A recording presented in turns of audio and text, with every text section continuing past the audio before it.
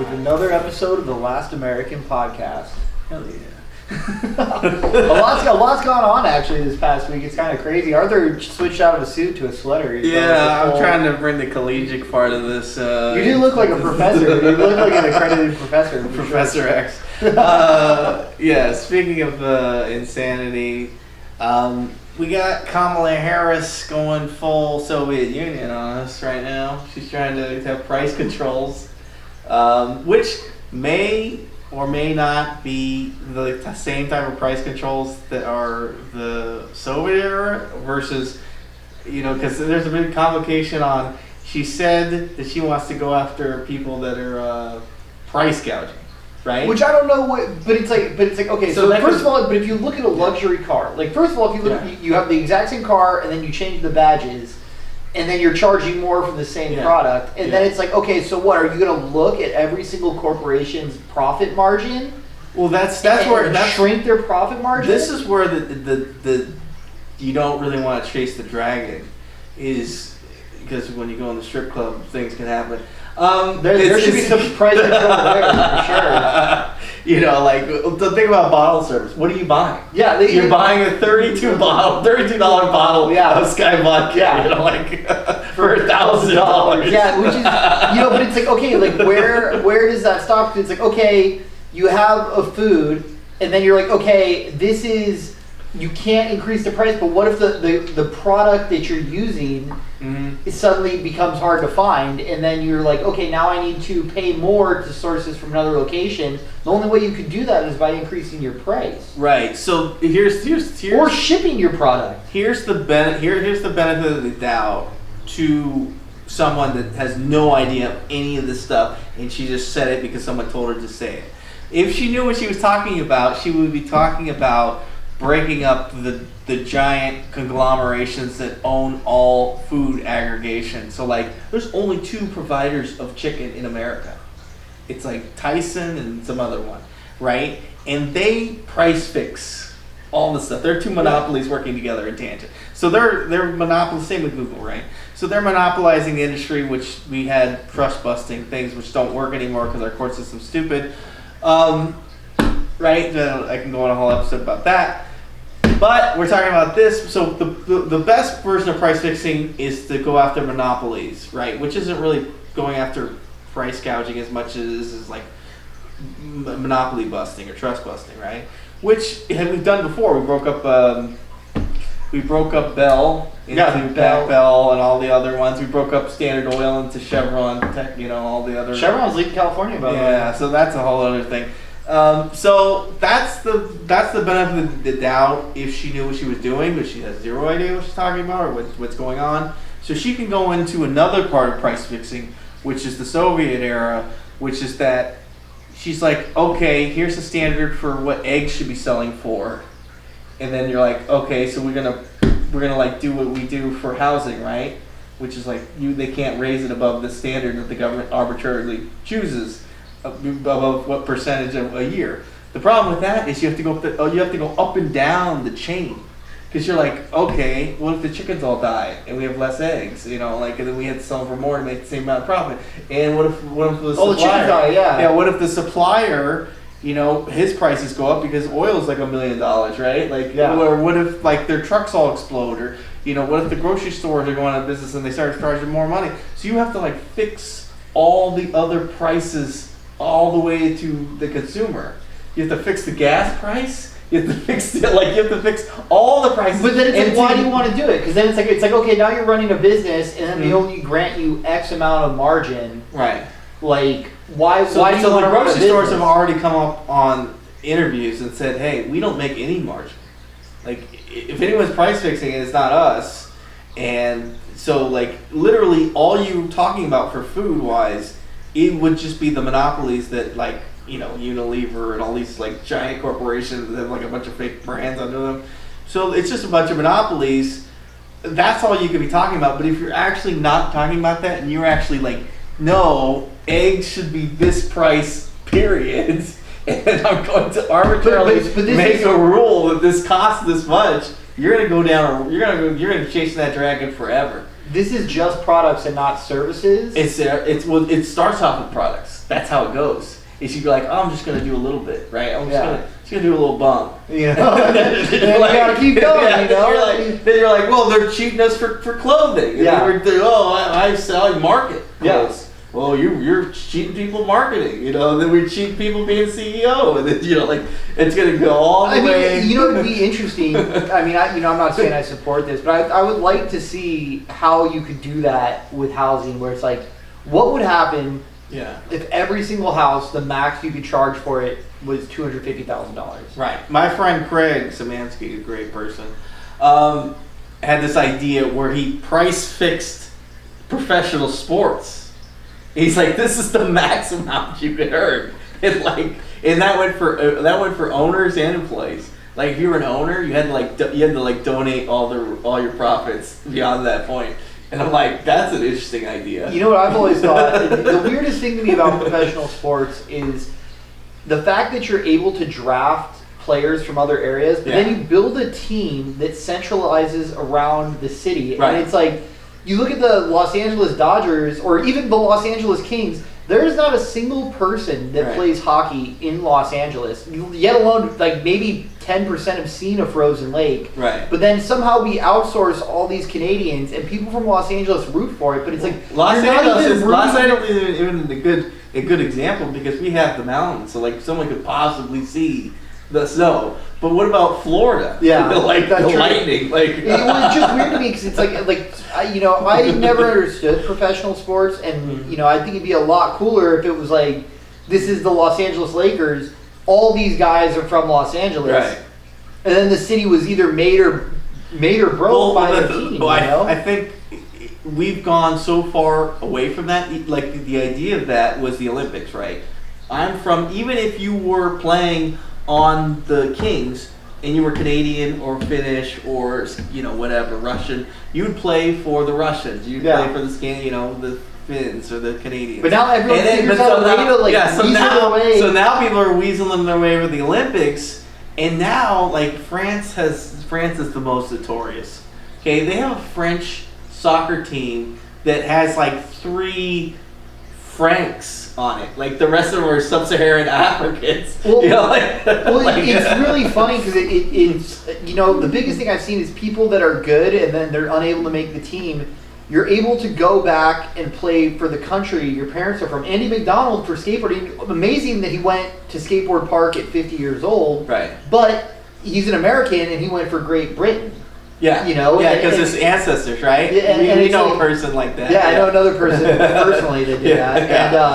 Yeah. And it's a cool opportunity to get to go experience the Olympics, but then it's like, if I could just go represent any country, it's just like professional sports of whoever gives you the contract. It's slightly more complicated because you're representing where your lineage is from, which is still kind of interesting, because that's different from what I'm talking about, which is that people because the Olympics is a very interesting thing because it's it goes into what is a country, right? Is a country a region of an ethnicity, or is it just a governing body over a location, right? In America, the government's just a governing body over a location. We just go back and just go to the Olympics for Pangea. And we all originally came from Pangea, so nobody represents this area. Because historically, the Olympics were the Finns versus the Greeks versus Kenya versus Mexico, a bunch of people that are from Mexico, a bunch of people that are Finns, a bunch of people that are Swedish. But now it's this guy from Iran is playing for Sweden, and then all the French team has people from Central Africa on their team, 90% of their team. We have to make a rule. That chick that sucked at Australian breakdancing, by the way, she was actually from Sweden. Really? No, I don't know. I think she was a full Aussie. At least she was from Australia. Yeah, that's the one thing. It's that wasn't my issue with her. It's actually kind of great is that she was a full-on Australian scammer, which is great because you're everyone thought that Americans were the only scammers. We got an Australian scammer in the mix. No, people really want to get there, and they're willing to do anything. But I think there has to be a rule where it's just where you were born is where you're from. Because if I trace my lineage back, Yeah. you know, I'm sure, like, if I don't make the second string country, I'm like, well, I could go back 12 generations. Well, this is the thing. You know? Is like it's there's no. Next thing you know, I'm on the Prussian soccer team. Yeah, there's no rules. So like even in the French team, like if somebody, an African player, is like decides that he's got a better, or he wants to represent his own country, which is in France, he'll go back to wherever, Ethiopia, Kenya, whatever country he's interested in. So France just uses them like how we use players here, which is like, you're great for us now. Like, so and Seinfeld had a bit about this, by the way. He said that sports teams, professional sports teams, the most traditional ones, we root for clothing. They're like, you're wearing my clothes. I love that. It's so It's so like weird. Pittsburgh's the easiest. The It's people, all people black really and gold. Represent it. I understand it's a hard sport. I understand that these people are athletes, but then like the idea that this is your city doing it, and it's like, no, this is probably an LLC that was purchased that just paid a lot of money to these random people from numerous areas and assembled different this team. countries. Yeah, all over. Yeah, not even like from America. You know, so it's just kind of like anywhere. You know, it's a fun game to watch, but then the idea of associating it with the city is just like a marketing gimmick at this point. Well, it's that this is their territory, right? It's like these are the people that could drive to the stadium. Yeah, that's the idea. Is that it's just like Command and Conquer. Yeah. They built a command center, and then they could like create this whole area. Well, they could sell them. The gold and the crystals are all just us. Yeah. So like they've located a new mine of like that's funny money. That makes sense though. That makes sense. You know, it's. Yeah. I just don't agree with it, but like the Lakers. Like when I meet someone who's like a fan of sports, I'm always like, oh, that's cool. And then when I meet someone who's a fan of a team, and like they represent, I can't tell you how many people in Los Angeles I meet that are just like Lakers and Clippers fans, and like talking to these people, I know they have like the mental capacity of a slug, but they identify with this team. Like they're a loser, but their team is winning, so they are a winner by association. You know, like people are like, people are making, no money, can't afford to live, and they're like, I would never leave Los Angeles. The Lakers are here, and it's like, dude, the Lakers don't give a crap about you. And what's funny is the Los Angeles is the least likely to be like this. If you go to like when I was in Pittsburgh, these people are gone. These people are live or die. Where's that bomb? Like I monetized, by the way. Oh, sorry. These people would live in their car to go to a Steelers game. Like these people are gone. And then you look at I don't want to mass categorize everybody from Pittsburgh. Yeah, but they're all losers. I'm not just saying Pittsburgh. I'm talking about Green Bay. I'm talking about I don't see like Neil Tyson Degrassi at like Lakers games. You know, I do see like the random parking lot attendant and like people that are clout chasing and try to identify as a team. Maybe more celebrities do come out like kind of towards the end of the season. I feel like it is not different from Rome, where it's bread and circus. Yeah, it is. It's like the empire has to have these distractions for people, and they're like, "Hey, people are fighting in a dome. Like, go, like And not only that, but then they have like you want to see, and that's why soccer doesn't fly here. It's nothing happening. It's you like want to see running around. You want to see this team so badly. And you get there and like talk about the bread and circus. You pull in, and you're like, yes, like I get to see this team. I can afford a ticket. And then you get there and they're like, oh, you want to park your car? Yeah. Oh, they're like, you want to park your car? Like that's $100. Like and you're like, to park my car in this honestly, one of the biggest industries that I would love to learn about is the parking lot industry. That has to be so lucrative. Like you buy. It's hard to even understand what it is. Like you own a plot in a dense area. You don't build on it.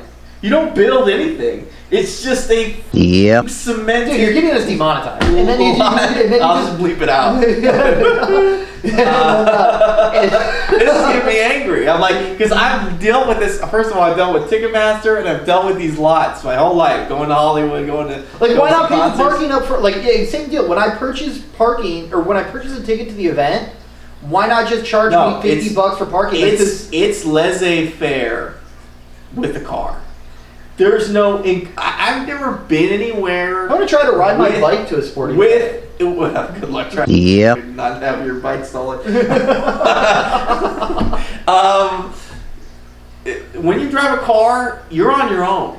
There's no tickets that include parking. Even when you go to the stay overnight 3-day concerts in the woods, they're like, oh, if you're driving an RV, it's $80. You're driving a regular car. Dude, it's not $80. RVs are like, like they are the price. Well, I'm talking about when I was a kid. I don't know what they are now. I don't deal with that nonsense. In America is like, it's really weird. And that's not the ticket. That's not the ticket to the concert. That's you buy the ticket to the concert, you go, and then they go, this is what you have to do. And then they're like, oh, by the way, you're locked in here now. You wanted a hot dog? Yeah, you're triple parked. You wanted a hot dog? That hot dog's $35. Oh, you wanted a bottle of water? I know it's your God-given right in humanity, but like, this water is $25 for like a basic Arrowhead.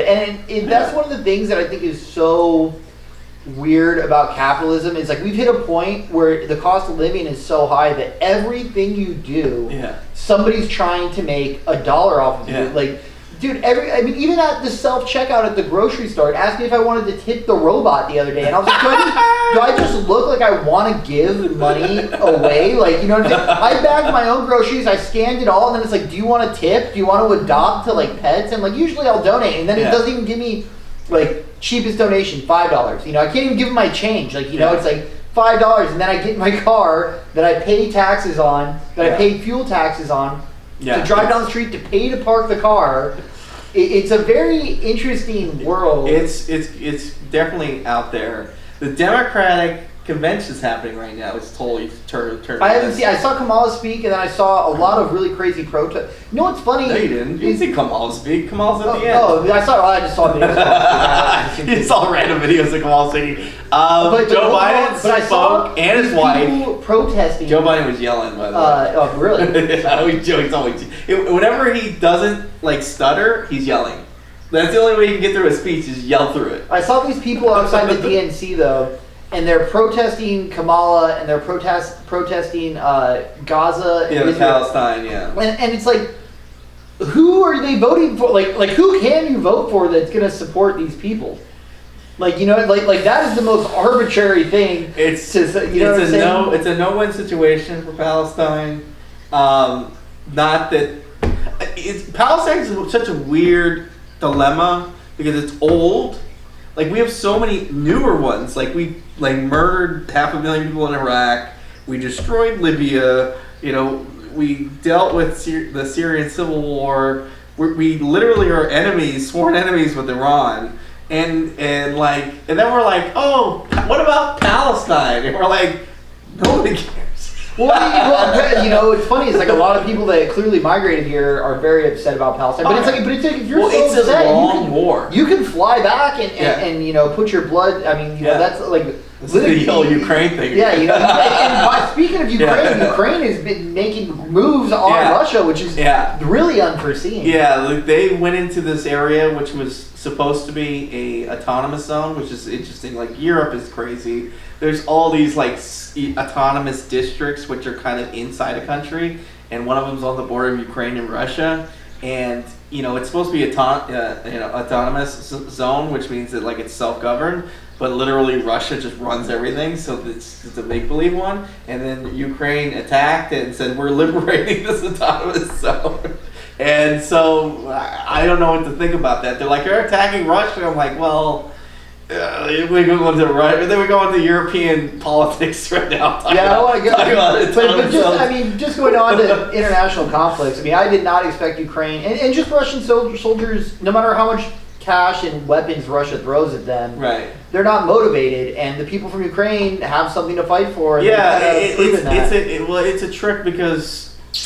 They're both. And Putin's been quiet. Like, Putin has not said much. Putin is like hanging out with everybody right now, dude. He's got the Prime Minister of India. He's got the Prime Minister. You know, he's got the President of China. He's just like hanging out. Like he went to Saudi Arabia. This guy's moving. Saudi Arabia's nice. Yeah, and he's just like, remember he was supposed to die, by the way. Like when the war started, like he's sick, he's got cancer, he's got a shake in his arm. Yeah. Joe Biden ended up getting Parkinsons. Exactly. Right. It's like Sure. Putin's dying, but Joe Biden is totally healthy. Yeah. Speaking of the end of Europe, we're talking about back to Kamala. It's funny because I saw the DNCs going on, and I saw so many people protesting for Gaza and Palestine. Yeah. And they're like, don't elect Kamala Harris, like she's against Gaza. But I'm like, what presidential candidate, like they're out there protesting, like right. Either president. I don't know if there's a presidential candidate that's really gonna, be like, I'm, really committed to like saving these people or what. But there's a lot of people out there protesting, just lost, and it's like, probably a lot of basketball fans or something out there just like looking for, just protesting. Yeah, it's completely insane, and I don't understand like what. Talk about the ultimate like just rubber stamp candidate, like completely the worst like person of all time. Well, look, and then they're trying to kick her out the back door. Like didn't get any votes in any election that she ran for president in. Called Joe Biden a racist. He picked her because she's black, like the whole DI hire. And now Nancy Pelosi kicked out Biden because he can't string two words together or yell. Either yell in a speech or he can't put two words together, and he's falling apart because he's got Parkinsons.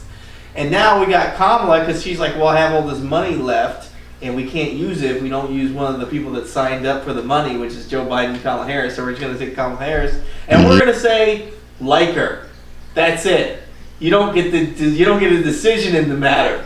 She is Obama. It's like her. It's so funny just because I don't know how accurate these polls are, but some of these polls I saw claimed she was the least liked vice president of all time. Yes, and then immediately, once she got nominated, they tried to say that she wasn't the border czar, and they're like, she was never elected the border czar, blah, blah, blah. And then they're like, somebody put together a string of 18 MSNBC, NBC, ABC, being like, oh, Kamala Harris is the new border czar. She's in control of all of the border. And then once she didn't do a goddamn thing about the border. Well, like I said, it's just funny to me that the polling all of a sudden, and because I see these polls and it's like 60% Kamala, 45% Trump. I saw Elon Musk do an unfiltered, or he claimed an unbiased poll on Twitter, and when I looked at that poll on Twitter, Trump was winning by 70%. Yeah. And I was like, okay. And then I see these other polls on MSNBC, CNBC that are Kamala's for sure winning. And I'm like, well, first of all, how do you poll? Are they just calling registered Democrats? Who are you voting for? And then they're like, well, obviously Kamala Harris. And then I told my cousin, I go, it doesn't even matter about all this poll stuff. There's going to be a systemic cheating on the Democratic side. I already know that because he did it last time. What Trump has to do, which I think he's already going to do, is do his own cheating. So there's just going to be two people on steroids competing in a competition. Well, it was funny. His marketing, whoever does his marketing is... it was absolutely hilarious seeing Theo Von interview Donald Trump. Oh my God, that was the best. It was so, Theo Von trying to be Tucker Carlson, and then just you could tell at the beginning Theo's very this guy's a comedian. And he's somehow I get to interview the president, and then 15, 20 minutes into the interview, Theo starts saying some really wild stuff to Donald Trump. And oh my God. I don't know what's so great about doing cocaine? He goes, oh man, it's the worst. He goes, sometimes you get so high up, you end up outside, you're like an owl. And he goes, Trump's why would you want to do that? Trump's it seems like some pretty hardcore stuff, but I didn't know, I did learn something from that interview. I, first of all, didn't know Donald Trump had an older brother that was an alcoholic, and then told Donald not to. I never knew and it honestly brought a little bit of respect for me just from the fact he never drank, he never smoked. He tells his kids that. That's why none of them drink or smoke. Good for them. That's really good. And they own a winery with nobody drinking the wine.